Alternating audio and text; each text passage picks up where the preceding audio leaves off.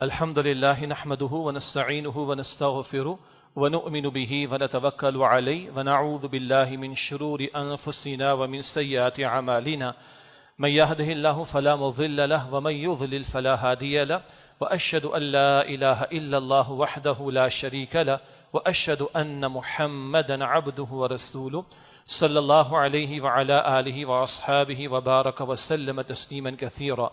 أما بعد، أعوذ بالله من الشيطان الرجيم. بسم الله الرحمن الرحيم. وما آتيتم من ربا ليربو في أموال الناس فلا يربو عند الله وما آتيتم من زكاة تريدون وجه الله فأولئك هم المضعفون. وقال الله تبارك وتعالى: وما أرسلنا في قرية من نبي إلا أخذنا أهلها بالبأساء والضراء لعلهم يضرعون. صدق الله العظيم. اللهم صل على محمد وعلى آل محمد وبارك وسلم. رب اشرح لي صدري ويسر لي أمري واحلل عقدة من لساني يفقهوا قولي واجعل لي وزيرا من أهلي آمین یا رب العالمین.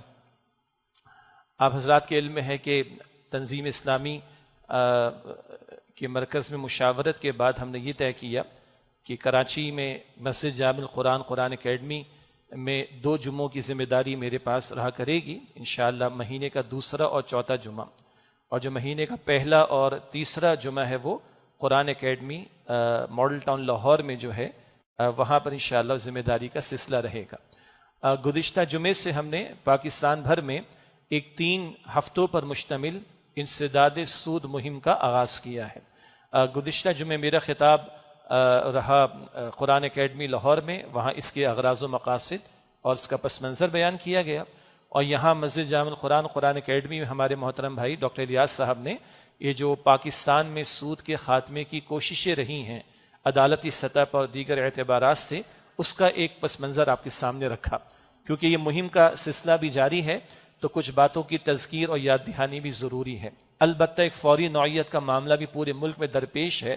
یہ جو شدید بارشوں کی وجہ سے اور سیلاب کی صورتحال پیدا ہوئی اور جس قدر بڑے پیمانے پر ایک تباہی آئی ہے، اللہ تعالیٰ عافیت کا سلامتی کا معاملہ عطا فرمائے. یقیناً اس پر بھی کلام کرنا ضروری ہے. تو آج کی گفتگو کے بنیادی طور پر تقریباً 3 حصے ہیں. پہلے حصے میں چاہوں گا کہ اس انسداد سود مہم کے تسلسل میں ہی ہم آپ کے سامنے یاد دہانی اور تذکیر کے طور پر قرآن حکیم کی چند وہ آیات جو سود کی حرمت کے حوالے سے آئی ہیں ان کا ترجمہ رکھ دیا جائے. مختصر 2-3 نقطے اس میں آ جائیں گے انشاءاللہ. یعنی ان کی تفصیل مقصود نہیں، ان کی تذکیر مقصود ہے، ان کی یاد دہانی مقصود ہے. اللہ کے نبی صلی اللہ علیہ وسلم کا جمعے کا خطبہ جو ہوا کرتا تھا، سنن نبی داؤد میں اس کی روایت موجود ہے کہ کان یقرأ القرآن ویذکر الناس. اللہ کے نبی علیہ السلام جمعے کے خطبے میں قرآن پڑھتے تھے اور لوگوں کو تذکیر فرماتے تھے، نصیحت فرمایا کرتے تھے. تو یہ بھی ایک ہم لوگوں سے کہ جن کے پاس ذمہ داری ممبر رسول کی ہے صلی اللہ علیہ وسلم کہ قرآن حکیم کی طرف متوجہ کرنا اپنے آپ کو لوگوں کو.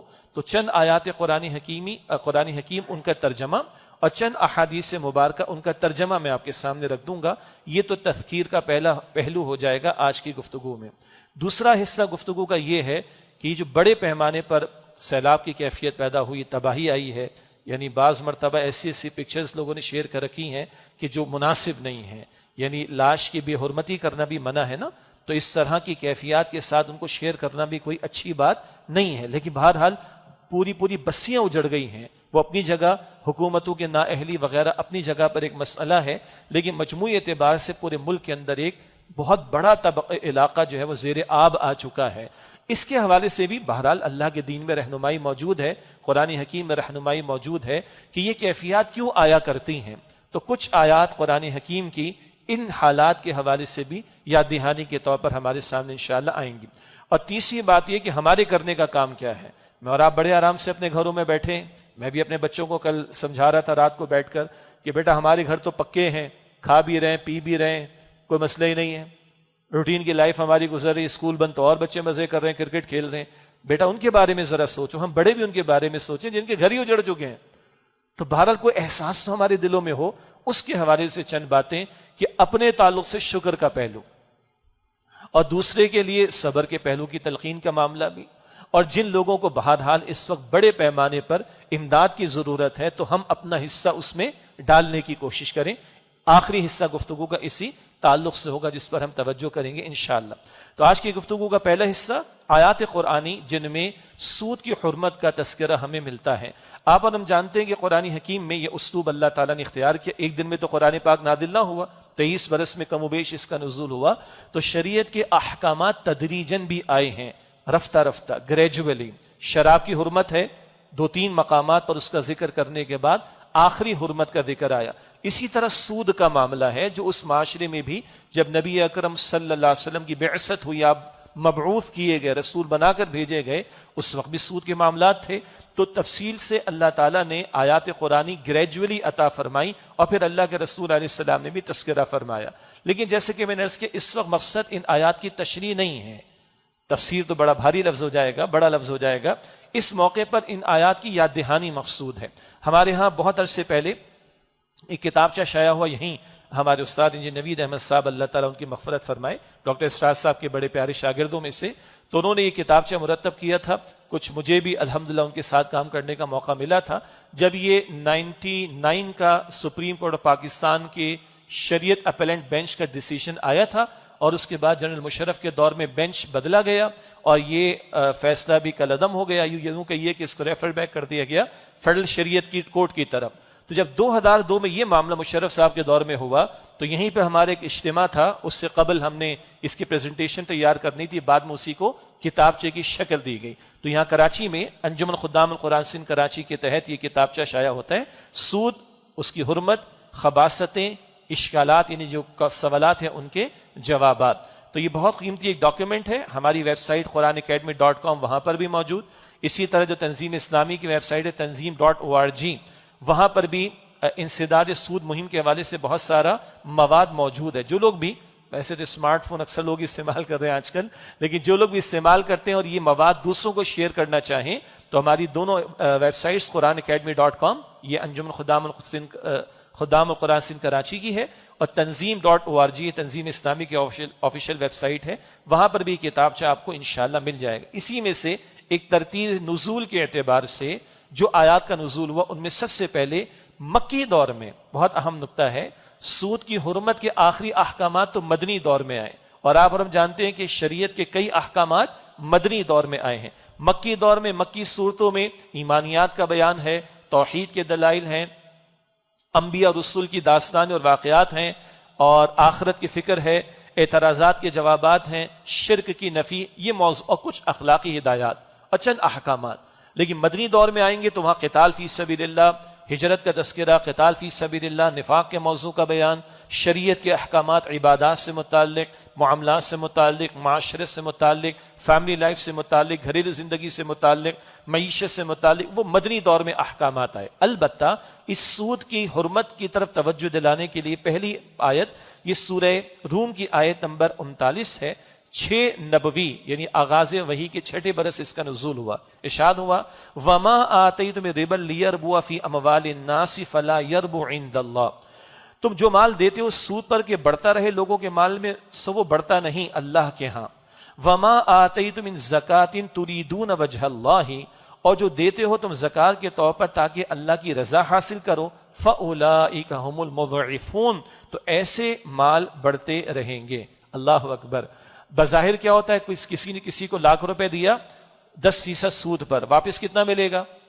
1,10,000۔ اللہ کہتا ہے نہیں، یہ کم ہو رہا ہے۔ اور کسی کے پاس ₹1,00,000 ہو، 2.5% زکات دے دے تو 2,500 نکل کے کتنا بچا؟ 97,500، کم ہوا نا؟ اللہ کہتے نہیں، یہ بڑھ گیا۔ اور اللہ کے رسول بھی یہ فرماتے صلی اللہ علیہ وسلم، عقل کہتی رہے مگر میرا اور آپ کا رب اور میرے اور آپ کے رسول کیا فرماتے ہیں؟ سود کا معاملہ تباہی کے سوا کچھ نہیں، اور زکات صدقات سے مال کبھی کم نہیں ہوتے۔ تفصیل کا موقع نہیں، آگے بہت ساری آیات ہیں۔ دوسرا موقع ہے سورہ آل عمران کی آیت نمبر 130، اس کا نزول سن 3 ہجری میں، یہ غزوہ احد کے موقع کا موقع ہے جب سورہ آل عمران کا نزول ہے۔ تو سورہ آل عمران کی آیت نمبر 130 فرمایا کہ یا ایھا الذین آمنوا لا تأکلوا الربا اضعافا مضاعفا، اے ایمان والو مت کھاؤ سود بڑھتا چڑھتا، جس کو انگلش میں کمپاؤنڈ انٹرسٹ کہتے ہیں۔ ₹1,00,000 لو، 1 مہینے بعد 1,10,000، 2 مہینے بعد 1,20,000، 3 مہینے بعد 1,30,000 مثال کے طور پر، یہ بڑھتا چڑھتا یہ کمپاؤنڈ انٹرسٹ ہے. اس کی حرمت آ رہی ہے سن 3 ہجری میں، سورہ ال عمران آیت نمبر 130 میں. اور جو سمپل انٹرسٹ ہے جب بھی واپس کرنا 1,10,000 واپس کرنا وہ بھی حرام. وہ ذکر ابھی آگے چل کر سورۃ البقرہ کی آیات کی روشنی میں آ جائے گا. تو یہ سورہ ال عمران آیت نمبر 130 سن 3 ہجری میں اس کا نزول. یا ایھا الذین آمنوا لا تأکلوا الربا اضعافا مضاعفا، اے ایمان والو مت کھاؤ سود بڑھتا چڑھتا، واتقوا اللہ، اور اللہ کی نافرمانی سے بچو. یہ بار بار قرآن حکیم میں جہاں احکام آتے ہیں وہاں تقویٰ کا ذکر آتا ہے. خوف خدا، خوف خدا دل میں نہ ہو تو لوگ اللہ کے کلام کو بھی مذاق بنا لیتے معاذ اللہ، اور ڈٹ کر سود کے دھندوں کو جاری رکھنے کے لیے تیار ہو جاتے ہیں. اور خوف خدا ہوگا تو سود تو بڑی بات ہے. سیدنا عمر رضی اللہ عنہ فرماتے کہ دعوا الربا وریبا، ربا یعنی سود تو چھوڑو، ریبا کہیں شک بھی آئے سود کا اس کو بھی چھوڑ دو. جب خوف خدا ہوگا تو شک کو بھی چھوڑے گا، اور خوف خدا نہیں ہوگا تو بڑے بڑے حرام آرام سے ارتکاب کر لے گا. اس کا اللہ محفوظ رکھے. اس لیے بار بار احکام کے ساتھ تقویٰ کا ذکر. واتقوا اللہ، اور اللہ کی نافرمانی سے بچو. لعلکم تفلحون، تاکہ تم فلاح پا سکو. واتقوا النار التي اعدت للکافرین، اور بچو اس آگ سے جو تیار کی گئی ہے کافروں کے لیے. یہ سود کے دھندے کہاں لے جائیں گے تمہیں؟ جہنم کی آگ کی طرف. اللہ ہم سب کو جہنم کی آگ سے بھی بچائے اور سود کی ہر شکل سے اللہ ہم سب کی حفاظت فرمائے. تیسرا مقام ہے سورۃ النساء کی آیات 160 اور 161. اس کا نزول 5 ہجری میں ہے، ہجرت کے 5ویں برس. اب یہ ترتیب سے بات آگے بڑھ رہی ہے. سورہ نساء کی آیات 160 اور 161، اور اس میں یہود کا ذکر آ رہا ہے. آج دنیا کے مالیاتی نظام، بینکنگ سسٹم کو سود کے دھندوں کے ذریعے چلا کر اقوام کو ہم سمیت غلام بنانے والوں میں یہود سب سے آگے ہیں. لیکن ان کی شریعت میں بھی حرام تھا سود کا معاملہ. یہ الگ بات ہے کہ وہ بڑے بدماش قسم کے لوگ ہیں، آپس میں سود کا معاملہ نہیں کریں گے. باقیوں کو سمجھتے ہیں کہ جینٹائلز ہیں، جانوروں سے بھی بدتر ہیں، سود خوری بھی کرو ان کے ساتھ، ان سے سود بھی وصول کرو، باقی سب بھی کرو. یہودی آپس میں نہیں کریں گے، باقی سب کے ساتھ کریں گے. لیکن حرمت سود کی، پروہیبیشن انٹرسٹ کی ان کے ابھی موجود تھی. سورہ نساء کی آیات 160 اور 161. فَبِظُلْمِ مِنَ الَّذِينَ هَادُوا حَرَّمْنَا عَلَيْهِمْ طَيِّبَاتٍ أُحِلَّتْ لَهُمْ، پس یہود کے ظلم کی وجہ سے ہم نے ان پر پاکیزہ چیزیں حرام کی جو پہلے ان پر حلال تھیں. ایک اہم نقطہ کیا ہے، یہ بھی تذکیر کا یاد دہانی کا نقطہ ہے کہ یہود نے اللہ کی کتاب کو پس پش ڈالا، اللہ کے دین کے احکامات کو بدلا، سو یعنی یہاں تک کہ اللہ کی کتاب میں تحریف کی. جب یہ نافرمانیاں کی تو اللہ نے پاکیزہ حلال چیزیں ان پر حرام کر دی سزا کے طور پر. جب قومیں نافرمانی بد اترتی ہیں تو اللہ حلال کو یا تو حرام کر دیتا ہے. حرام کا ایک مطلب کہ استعمال ہی نہیں کر سکتے، اور حرام کا ایک مطلب روک دیا جانا بھی اللہ ان نعمتوں سے محروم کر دیتا ہے جو حلال ہوتی ہیں. اب گندم ایکسپورٹ کرنے والا ملک پاکستان، اس کو لالے پڑ جائیں، چینی ایکسپورٹ کرنے والا ملک پاکستان، اس کو لالے پڑ جائیں، تو یہ حلال بھی اللہ کبھی جو نعمتوں کے طور پر ہوتا ہے روک دیتا ہے لوگوں کی نافرمانیوں کی وجہ سے. ذکر آگے بھی آ جائے گا اس کا انشاءاللہ. خیر، یہ سورہ نساء کی آیات 160 161. آگے فرمایا وَبِصَدِّهِمْ عَنْ سَبِيلِ اللَّهِ كَثِيرًا، اور اس وجہ سے کہ وہ اللہ کے راستے سے روکا کرتے تھے بہت زیادہ. اللہ کے راستے سے روکنے میں یہ بھی تھا کہ لوگوں کے سامنے حق پیش نہ کرنا، کتاب کو چھپانا، اس میں تحریف کرنا، حق بات کو پوشیدہ رکھنا. جیسے رسول اللہ علیہ السلام کے دور کے یہود کے علماء کو دیکھیں، وہ جانتے تھے رسول اللہ علیہ السلام کو. قرآن پاک فرماتا ہے یعرفونہ کما یعرفون ابناءہم، سورہ البقرہ کی آیت 148 سے کم و بیش اپنے بیٹوں کی طرح حضور کو جانتے صلی اللہ علیہ وسلم، مگر حسد کی وجہ سے کہ بنی اسرائیل سے نبوت لے کر کہاں دے دی گئی؟ بنی اسماعیل میں. اس حسد کی وجہ سے انہوں نے نہ صرف کہ حضور کو مانا نہیں بلکہ اپنے لوگوں کو بھی حق سے روکا. اس وجہ سے بھی کہ وہ حق کے راستے سے بنی اسرائیل کے یہود روکتے تھے، اللہ نے ان پر پاکیزہ چیزوں کو حرام قرار دیا. آگے فرمایا کہ وَأَخْذِهِمُ الرِّبَا، اور اس وجہ سے کہ وہ سود لیا کرتے تھے. یہ سود خوری کی وجہ سے بھی حلال چیزیں اللہ نے روک دی. کوئی سمجھنا چاہے نا کہ سود خوری کے نتائج کیا ہوتے ہیں، اللہ حلال کو بھی روک دیتا ہے، نعمتوں سے محروم کر دیتا ہے، زندگی کو اجیرن کر دیتا ہے. آج یہ سارے حالات ہم اپنے سامنے دیکھ رہے ہیں. یہود کے ساتھ بھی ہوا. فرمایا وَأَخْذِهِمُ الرِّبَا، اور ان کے سود لینے کی وجہ سے بھی اللہ نے ان پر مراد پاکیزہ چیزوں کو حرام کر دیا. وَقَدْ نُهُوا عَنْهُ، اور حالانکہ وہ اس سے روکے گئے تھے. یعنی ان کو بھی سود سے منع کیا گیا تھا. آج بھی ان کی کتابوں کے اصل ماننے والے یا ان کی کتابوں کے اندر یہ جملے مل جائیں گے, لیکن کیا ہے کہ اللہ کی کتاب پر سے پشت ڈال کر حرام کو انہوں نے حلال کر ڈالا اور سود خوری میں مبتلا ہوئے. وَأَكْلِمْ أَمْوَالَ النَّاسِ بِالْبَاطِلِ, اور لوگوں کے مال ناحق طور پر کھانے کی وجہ سے. وَأَعْتَدْنَا لِلْكَافِرِينَ مِنْهُمْ عَذَابًا أَلِيمًا, اور ہم نے ان میں سے کافروں کے لیے دردناک عذاب تیار کیا ہے. یہ آیت بتا رہی ہے کہ سود کی حرمت اللہ کے رسول علیہ السلام کی شریعت ہی میں نہیں, پچھلی شریعتوں میں تھی, اور یہود کا ذکر کر کے اس کا ذکر اللہ تعالیٰ قرآن پاک میں فرما رہا ہے. اگلی آیات ہے سورۃ البقرہ کی آیات 275 اور 276. یہ وہ آخری آیات میں سے ہیں جن کا نزول 9 ہجری میں ہوا ہے. سن 9 ہجری میں ان آیات کا نزول. فرمایا الذین یأکلون الربا لا یقومون الا کما یقوم الذی یتخبطہ الشیطان من المس, جو لوگ سود کھاتے ہیں وہ نہیں اٹھیں گے, مراد ایک ہے قیامت کے دن, مگر جس طرح اٹھتا ہے وہ شخص کے جس کے حواس کھو دیے ہوں شیطان نے چھو کر, جس کو شیطان نے چھو کر پاگل کر دیا ہو. یہ پاگل پنے کی کیفیت سود خوروں کی اور مال کی محبت میں ڈوب کر پاگل بن جانے والوں کی دنیا میں بھی دیکھی جا سکتی ہے. البتہ اصل یہ کیفیت اس کا ظہور کہاں ہوگا؟ آخرت کے اندر. اب یہ بھی جان لیجئے, بندہ جس حال میں دنیا سے جاتا ہے اس حال میں کھڑا بھی کیا جا سکتا ہے. احادیث مبارکہ میں ہے ایک بندہ حالت احرام میں ہو اور لبیک اللہم لبیک کہہ کر اس کی موت آ جائے, اسی حال میں اٹھایا جائے گا قیامت کے دن. تو سود خور ہے اور آج پاگل پنے میں مبتلا ہے, اسی پاگل پنے کی کیفیت کے ساتھ کھڑا کیا جائے گا کہ جس کو شیطان نے چھو کر پاگل کر دیا ہو, حواس باختہ کر دیا ہو. ذالک بانہم قالوا انما البیع مثل الربا, یہ اس لیے یہ حالت اس وجہ سے ان کی ہوئی کہ وہ کہتے تھے کہ تجارت بھی تو ایسی ہے جیسے کہ سود لینا. وَأَحَلَّ اللَّهُ الْبَيْعَ وَحَرَّمَ الرِّبَا, حالانکہ اللہ نے حلال کیا ہے تجارت کو اور حرام کیا ہے سود کو. یہ عقل پرستوں کے دلائل ہیں جو شیطان کے ورغلامے میں آ کر پاگل بن جاتے ہیں. بھئی کہتے بھئی ₹1,00,000 میں نے کسی کو دیا جی اور 10,000 میں اس پہ لے رہا ہوں, تو یہ بھی تو تجارت کی طرح ہے.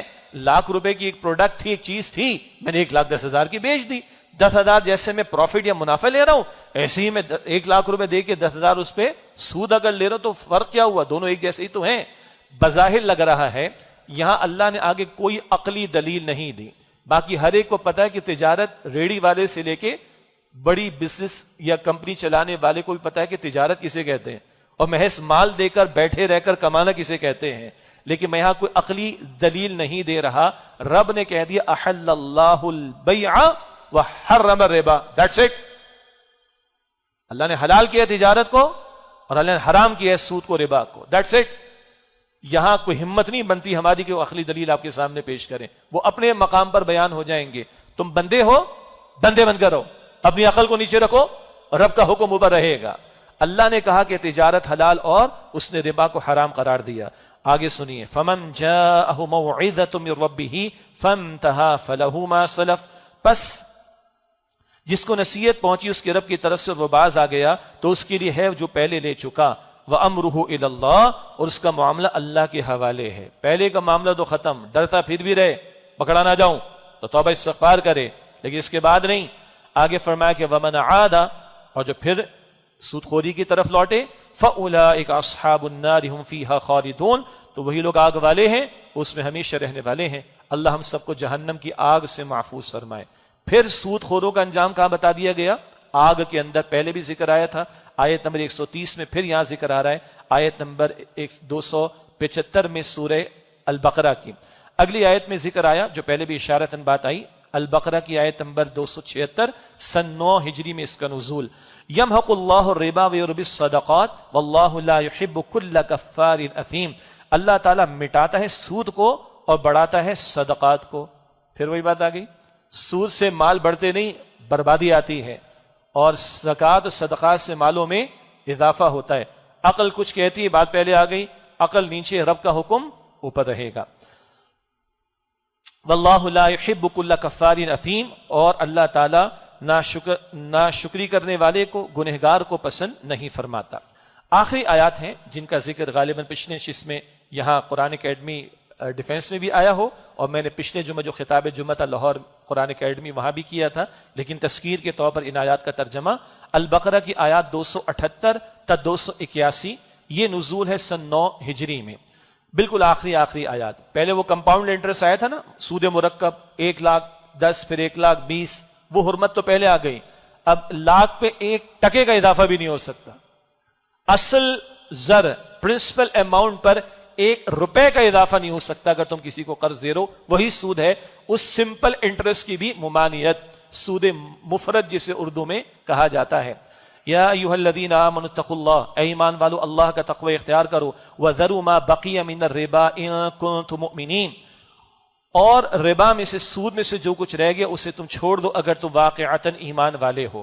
اس آیت کے شروع میں ایمان کا ذکر، آخر میں ایمان کا ذکر، اور فرمایا کہ ڈرو اللہ سے، سود کو چھوڑ دو.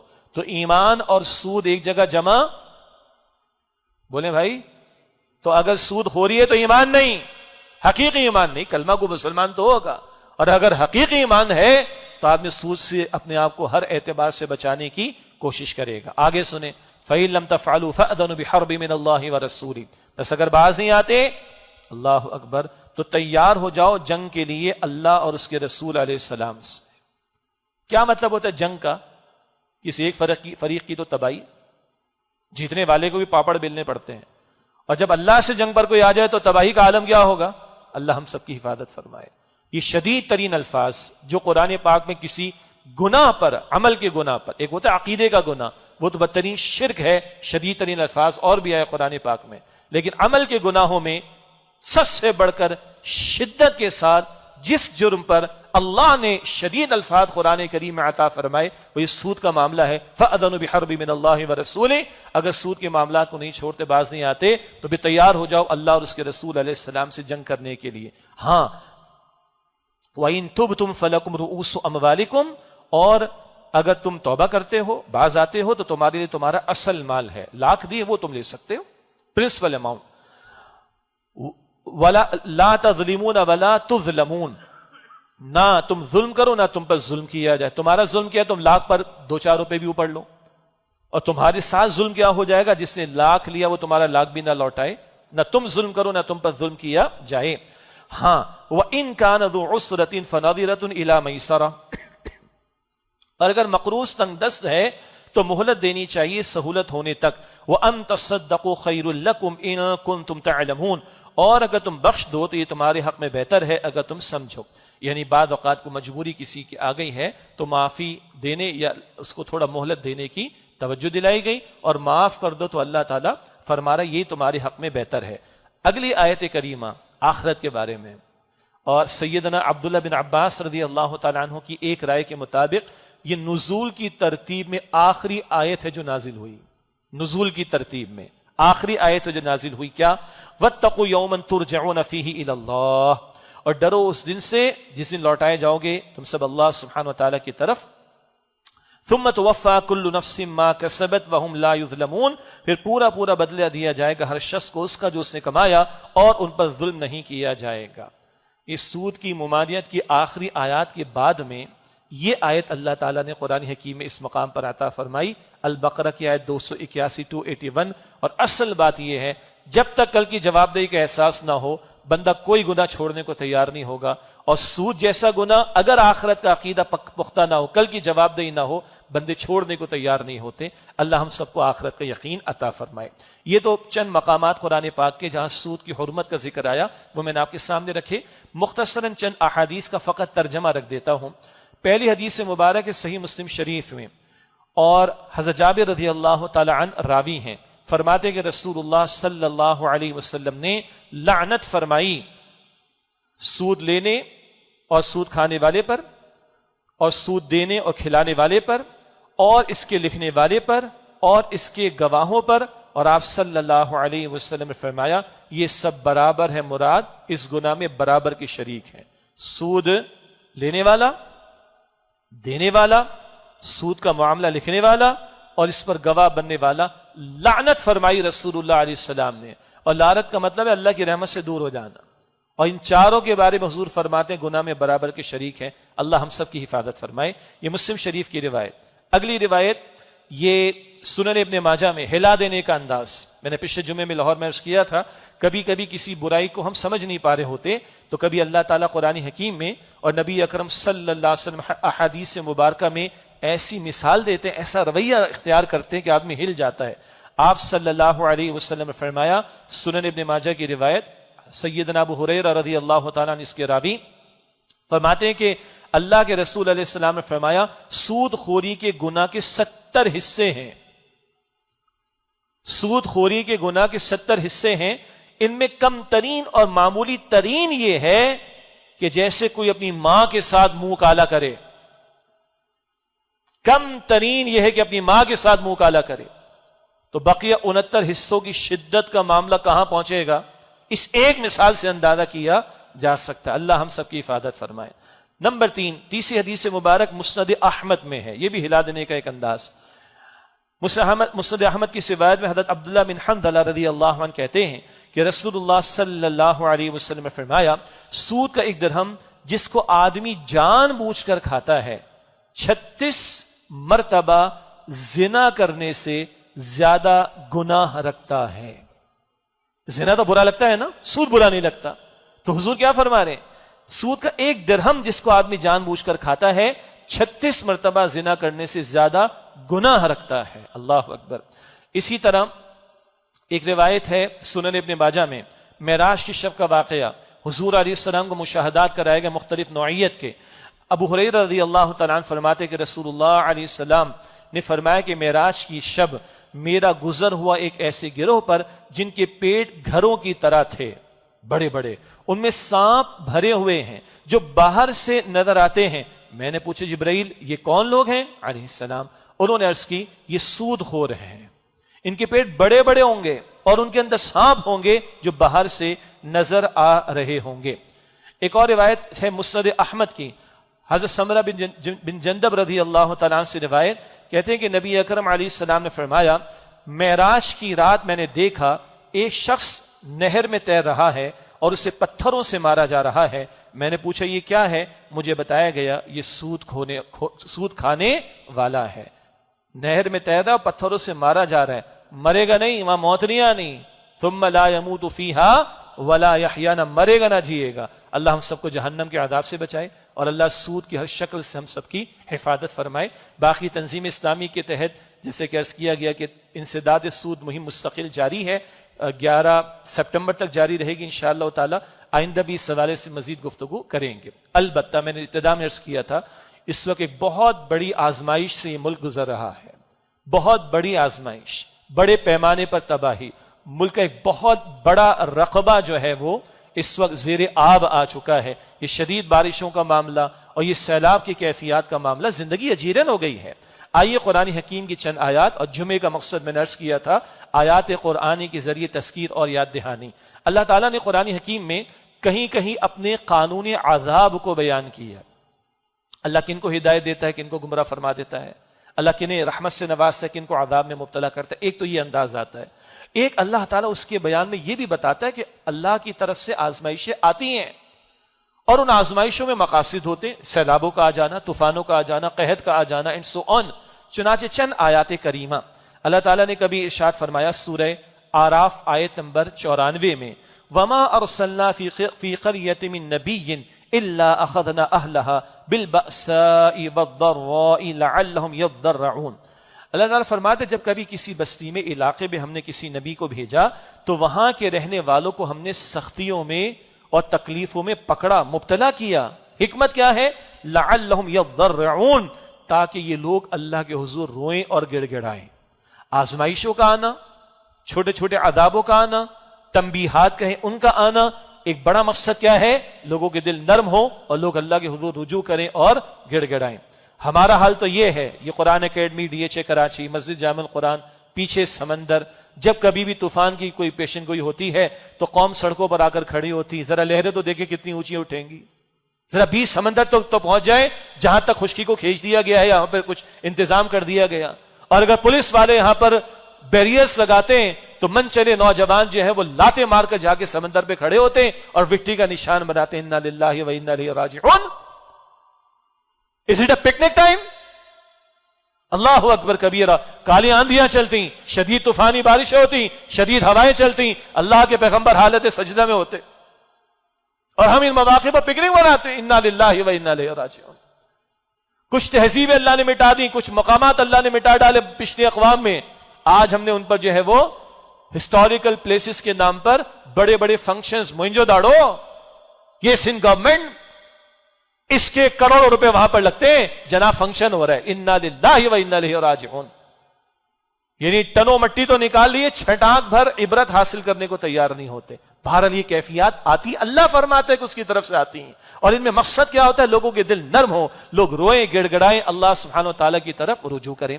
اسی طرح اللہ تعالیٰ فرماتا ہے سورۃ السجدہ کی آیت نمبر 21 میں، بانی تنظیم اسلامی ڈاکٹر اسرار صاحب رحمۃ اللہ علیہ اکثر اپنے دروس اور خطابات میں اس آیت کا حوالہ دیا کرتے تھے امت کو متوجہ کرنے کے لیے. اللہ تعالیٰ فرماتے ہیں سورۃ السجدہ کی آیت نمبر 21 میں، وَلَنُذِيقَنَّهُم مِّنَ الْعَذَابِ الْأَدْنَىٰ دُونَ الْعَذَابِ الْأَكْبَرِ لَعَلَّهُمْ يَرْجِعُونَ. اور ہم انہیں چھوٹے عذاب میں ضرور مبتلا کریں گے بڑے عذاب کے آنے سے پہلے، لَعَلَّهُمْ يَرْجِعُونَ، تاکہ لوٹے اللہ کی طرف. بڑے عذاب تو قوموں پر آئے جب قومیں مٹا دی گئیں، نوح علیہ السلام، ہود علیہ السلام، صالح علیہ السلام، لوط علیہ السلام، شعیب علیہ السلام کی قومیں مٹا دی گئیں. قرآن کریم میں بار بار تذکرہ ہے. مگر اس بڑے عذاب سے پہلے بھی چھوٹے چھوٹے عذاب، جس کو میں تنبیہات بھی کہہ رہا ہوں، آزمائشیں بھی کہہ رہا ہوں، چھوٹا عذاب بھی کہہ رہا ہوں. کیا مقصد ہوتا ہے؟ لعلہم یرجعون، تاکہ لوگ لوٹے اللہ کی طرف. اسی طرح قرآن پاک فرماتا ہے سورۃ الروم کی آیت نمبر 41 میں، سورۃ الروم آیت نمبر 41 میں ذکر آیا، ظہر الفساد فی البر والبحر بما کسبت ایدی الناس. خشکی اور تری میں فساد برپا ہو گیا لوگوں کے کرتوتوں کی وجہ سے. لیذیقہم بعض الذی عملوا، تاکہ اللہ ان کے بعض اعمال کا مزہ انہیں چکھائے. لعلہم یرجعون، تاکہ وہ لوٹیں اللہ سبحانہ وتعالی کی طرف. سارے کرتوت نہیں. قرآن پاک کم سے کم 2 مرتبہ فرماتا ہے اگر ہر حرکت پر اللہ پکڑنے پر آ جائے، ایک جاندار زمین پر اللہ نہ چھوڑے. نہیں، کچھ اعمال کا مزہ چکھائے. اس کچھ کا مزہ چکھانے میں حکمت کیا ہے؟ لعلہم یرجعون، تاکہ لوگ لوٹیں اللہ کی طرف، روئیں اللہ کے حضور، گڑ گڑائیں اللہ کے حضور، پلٹیں اللہ کے حضور، چھوڑ دیں گناہوں کو، توبہ کریں، مانگے اللہ سے، استغفار کریں، اللہ کے حضور جھک جائیں، اپنے اعمال کی اصلاح کر لیں. ان تنبیہات اور آزمائشوں میں ایک بہت بڑا مقصد یہ بھی ہوا کرتا ہے. اور کبھی پھر اللہ عذابوں کی کیفیات سے گزارتا ہے. سورۃ الانعام کی آیت نمبر 65، یہ بھی اکثر و بیشتر بانی تنظیم اسلامی استاد محترم ڈاکٹر اسرار صاحب رحمۃ اللہ علیہ سنایا کرتے تھے. اللہ فرما رہا ہے، قل هو القادر على ان يبعث عليكم عذابا من فوقكم. اے نبی علیہ السلام فرما دیجئے وہ اللہ اس بات پر قادر ہے تمہارے اوپر سے عذاب بھیجے، او من تحت ارجلکم، یا تمہارے نیچے سے عذاب بھیجے، او یلبسکم شیعا، یا اللہ تمہیں گروہوں میں تقسیم کر دے، ویذیق بعضکم بأس بعض، اور ایک گروہ کی طاقت کا مزہ دوسرے کو چکھا دے. 3 قسم کے عذاب، اوپر سے، نیچے سے، اور گروہ میں تقسیم کر دینا. اوپر سے پتھر بھی اللہ نے برسائے لوط علیہ السلام کی قوم پر، شعلے بھی برسائے شعیب علیہ السلام کی قوم پر، اوپر سے طوفانی بارش بھی آ گئی نوح علیہ السلام کی قوم پر، نیچے سے عذاب قوم نوح علیہ السلام کی قوم پر بھی آ گیا، نیچے سے عذاب فرعون اور آل فرعون کو غرق کر دیا گیا، نیچے سے عذاب سورۃ القصص کی میں ہے ذکر، قارون کو دھسا دیا گیا. یہ ہم پڑھتے ہیں نا قرآن حکیم میں. مفتی شفیع صاحب رحمۃ اللہ علیہ نے بھی اور دیگر مفسرین نے بھی لکھا، اوپر سے عذاب یہ بھی کہ اللہ ظالم حکمرانوں کو مسلط کر دے. کچھ کہنے کی ضرورت ہے؟ اوپر سے عذاب ظالم قسم کے باسز کو اللہ تعالیٰ امپلائیز پر مسلط کر دے، ظالم قسم کے مالکان کو مسلط کر دے. یہ اوپر کا عذاب یہ بھی ہوتا ہے. اور نیچے کا عذاب حکمراں ہے مگر عوام ان کے کنٹرول میں نہ ہو، یہ نیچے کا عذاب ہے. اولاد ماں باپ کے کنٹرول میں نہ ہو، آپے سے باہر، یہ نیچے کا عذاب ہو سکتا ہے.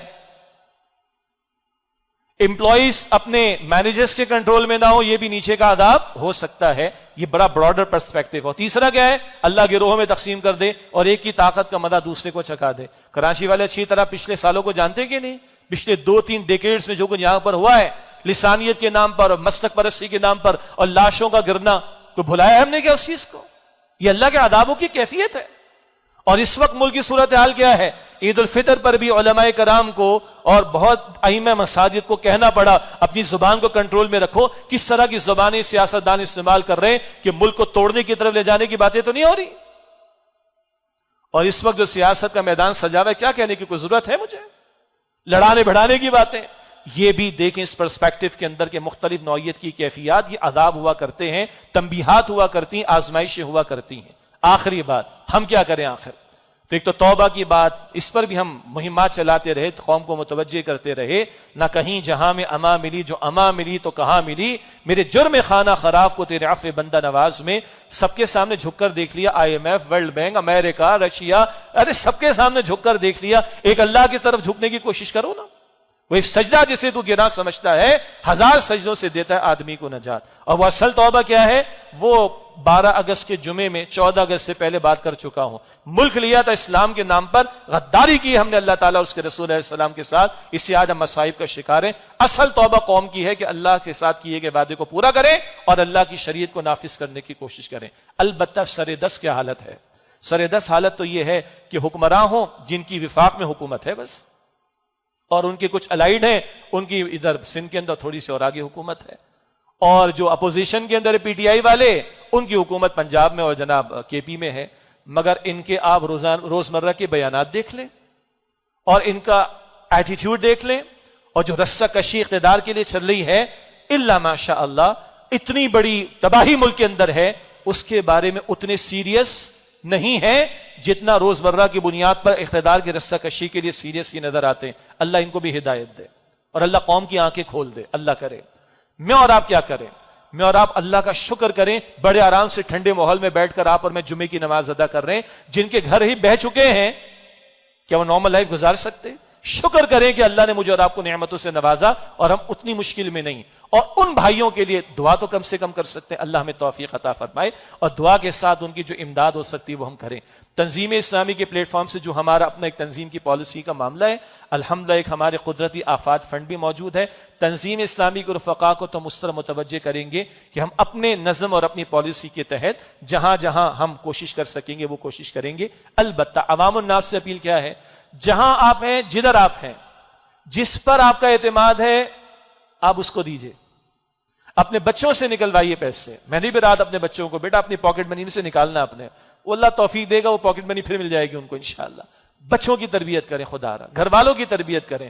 ہم مزے کے اندر ہیں، ان مزوں کا شکرانہ یہ ہے کہ اللہ کی ان نعمتوں میں دوسروں کو شریک کر لیں، اور جب ہارڈ ٹائمز ہوں تو پھر سیکریفائس ہوتی ہیں، جب مشکل حالات ہوں تو پھر ایثار کا معاملہ ہوتا ہے۔ عام طور میں کوئی 10,000 روپے اللہ کی راہ میں ماہانہ دے رہے، یہ ہارڈ ٹائمز ہے بھائی، زیادہ دے دو۔ کوئی 100 دے رہے، تھوڑا زیادہ دے دو۔ کوئی 50 دے رہے، میں ہر ایک کے لیے بات کرنا چاہ رہا ہوں۔ تو جس ادارے پر آپ کو اعتماد ہو، جہاں آپ دینا چاہیں دیجئے، لیکن کوشش کریں کہ ہم اپنے ان بھائیوں کے درد کو محسوس کریں۔ قرآن کہتا ہے انما المؤمنون اخوہ، یہ بلا شبہ اہل ایمان آپس میں بھائی بھائی ہیں، اور اللہ کے پیغمبر فرماتے صلی اللہ علیہ وسلم جب تک ایک مسلمان اپنے بھائی کی حاجت کو پورا کرنے میں لگا رہتا ہے، تب تک اللہ تعالیٰ ایسے بندے کی حاجت کو پورا کرنے میں لگا رہتا ہے۔ حکمرانوں کو بھی اپنا رول ادا کرنا چاہیے۔ 1 مہینے کی تنخواہ وفاقی کابینہ کے افراد جو ہیں وہ اپنی دے دیں گے، یہ آپ کی 1 مہینے کی تنخواہ تو میں خاص سے آپ کے نواسوں کی پاکٹ منی سے بھی کم ہوگی۔ It must be much more than that. انفرادی طور پر کون کیا کر رہے ہیں وہ اللہ تعالیٰ بہتر جانتا ہے، پبلک میں تو یہ سٹیٹمنٹ آیا، دس از ناٹ انف۔ تو جس کی جس قدر استطاعت ہو اللہ تعالیٰ اس کو بھی توفیق دے، مجھے بھی توفیق دے، آپ کو بھی توفیق دے۔ یہ بھی ہمارا امتحان ہے۔ حالات تو گزر جائیں گے، یہ وقت گزر جائے گا، وہ سیٹل بھی کل ہو جائیں گے، مگر آپ کا میرا امتحان اس وقت کیا ہے؟ جو میری نعمت میرے پاس، میں اللہ کا شکر ادا کرتا ہوں کہ نہیں؟ ان حالات کو دیکھ کر میرا دل نرم ہوتا ہے کہ نہیں؟ میں اللہ کی طرف رجوع کرتا ہوں کہ نہیں؟ اور جو میرے بس میں ہے اپنے ان بھائیوں بہنوں کی مدد کرنا، میں اس میں اپنا حصہ ڈالتا ہوں کہ نہیں ڈالتا؟ یہ میرا اور آپ کا دینی، ملی، قومی فریضہ بنتا ہے۔ امتحان ہے ان کا بھی کہ جن کے گھر بہ گئے ہیں، اور امتحان ان کا بھی کہ جن کے گھر کھڑے ہوئے ہیں۔ کسی کا امتحان شکر کا ہوگا، کسی کا امتحان صبر کا ہوگا۔ اللہ تعالی ہمیں شکر گزار بندوں میں شامل رکھے۔ اس بڑی آفت سے تباہی سے اللہ، بہت بڑے پیمانے پر معاملہ، فصلیں چلی گئی ہیں، اور کس قدر ان کو دوبارہ سیٹل کرنے کے اندر کتنے وسائل لگنے ہیں۔ یہ سود کی تباہی پر بات کرنے کا موقع نہیں، اس سود کی تباہی کا انجام ہے۔ آج ہم اور آپ اپنے بجٹ کے اندر 1,000 ارب روپیہ بھی رکھنے کی پوزیشن میں نہیں ہیں ملک کے معاملات کو چلانے کے لیے۔ ہاں، ہم نے اپنے بجٹ میں 4,000 ارب روپیہ رکھا ہے سود ادا کرنے کے لیے، 2 سے 2,500 ارب روپیہ رکھا ہے سودی قرضوں کے جو لون ہیں ان لونز کو ادا کرنے کے لیے، مگر ملک کے کرنے کے لیے کچھ ہے ہی نہیں۔ یہ بھی سود کی تباہی کا نتیجہ۔ لیکن اللہ مجھ سے میرے بارے میں پوچھے گا، اور اللہ کہتا ہے کہ لا یکلف اللہ نفسا الا وسعها، اللہ ہر انسان کو اس کی کیپیسٹی، اس کی وسعت کے مطابق مکلف یعنی ذمہ دار ٹھہراتا ہے۔ ہر ساتھی اپنا حصہ ڈالے، اپنی اولاد کو اس کام پر لگائیں جہاں آپ کو اعتماد ہے، جہاں آپ کو اعتبار ہے۔ ہم لوگ جنرل اپیلز وغیرہ نہیں کرتے، ہمارا سیٹ اپ بھی محدود ہے، تو ہم تنظیم اسلامی کے نظم کے تحت تو اپنے رفقا کو موٹیویٹ کریں گے اور جو بن پڑے گا کریں گے۔ آپ کا جہاں اعتماد ہے، جن اداروں پر اعتماد ہے، حصہ ڈالیں۔ یہ میرا بھی امتحان ہے، آپ کا بھی امتحان ہے، امتحان تو سب کا ہے، لیکن دیکھنے کہ اس کی نوعیت کیا ہے اور اس امتحان میں کون اپنا حصہ ڈال کر اللہ کے ہاں کامیاب ہونے کی کوشش کر رہا ہے۔ وآخر دعوانا ان الحمد للہ رب العالمین۔